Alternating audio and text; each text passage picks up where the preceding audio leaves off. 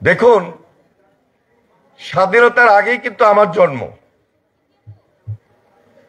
আমি স্বাধীনতার পরে রক্ষী বাহিনীর অত্যাচার দেখেছি। আমি আওয়ামী লীগের দুর্নীতি দুঃশাসন দেখেছি। আমি গুম দেখেছি, খুন দেখেছি। আমি দুর্ভিক্ষ দেখেছি। আমি ৭৫-এর ৭ই নভেম্বরের বিপ্লব এবং সংগতি দেখেছি।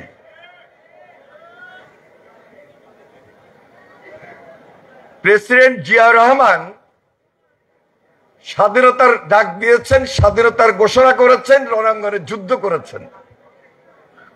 আমি সেই নেতৃত্ব দেখেছি।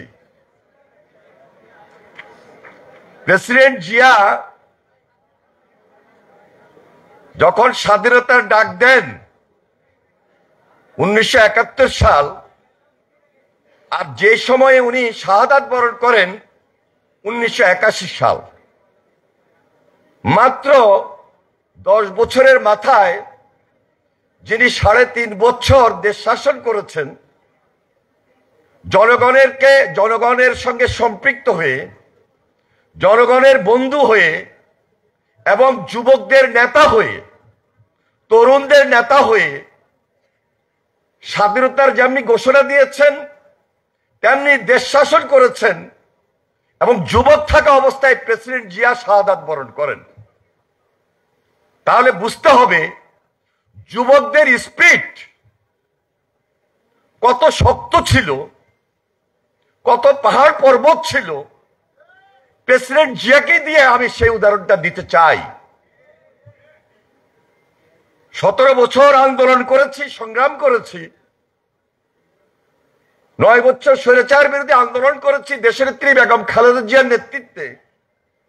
ঢাকা বিশ্ববিদ্যালয় থেকে শুরু করে সারা বাংলাদেশের শিক্ষা প্রতিষ্ঠান রাজপথে এই তরুণ বয়সের তরুণদেরকে নিয়েই, এবং দেশনেত্রী বেগম খালেদা জিয়া অত্যাচারিত, নির্যাতিত, মামলা হামলার শিকার হয়েও সেই তরুণ, যুবক এবং ছাত্রদের নেতৃত্ব দিয়েছিলেন। বাস্তবতা হলো দেশনেত্রী বেগম খালেদা জিয়া এখন পর্যন্ত সেই সম্মানের জায়গায় রয়েছেন। তিনি সম্মানিত।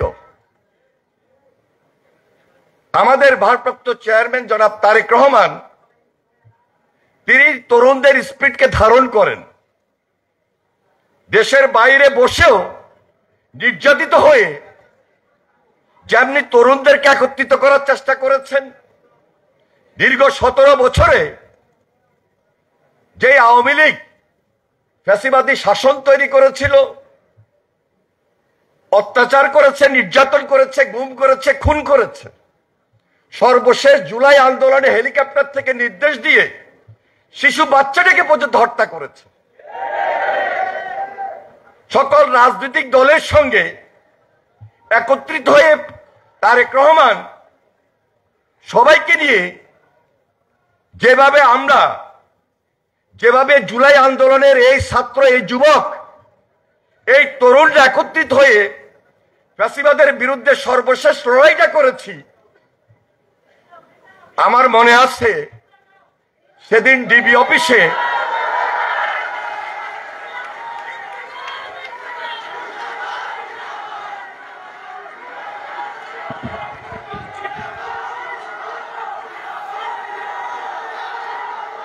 আমি আন্তরিকভাবে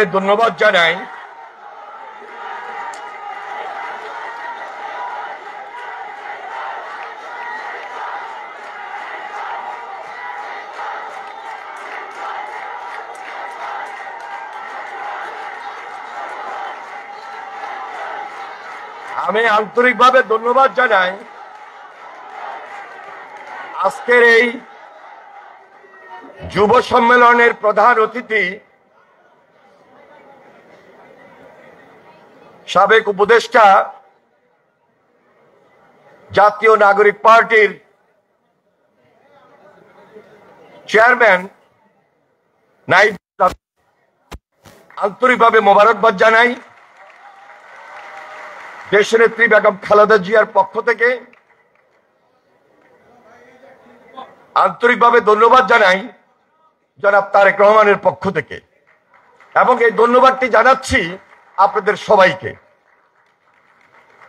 আমার বক্তব্য প্রায় শেষ পর্যায়ে চলে এসেছিল, এর মধ্যেই প্রধান অতিথি আমাদের মাঝে উপস্থিত হয়েছেন। আরো যারা উপস্থিত আছেন, জাস্ট আপনাদেরকে সেই দিনটার কথা স্মরণ করে দিতে চাই, যা ধারাবাহিকভাবে বলে এসেছিলাম। সর্বশেষ জুলাই আন্দোলনে ডিবি অফিসে যাদের সঙ্গে আমার দেখা হয়েছে, এখানে সার্জিস বসা আছে, হাসনাত ছিল, আরেকজন সম্ভবত আমি জানি না প্রধান অতিথি সেদিন ছিল কিনা, থাকলেও আমার সঙ্গে সরাসরি দেখা হয় নাই, ডিবি অফিসে মনে আছে।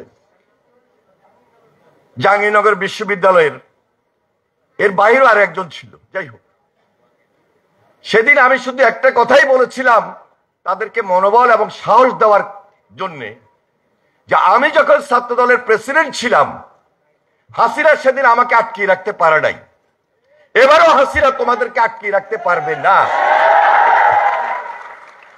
তারা সেদিন সাহস পেয়েছিল, মনোবল পেয়েছিল, এবং সেই সাহস এবং মনোবল নিয়েই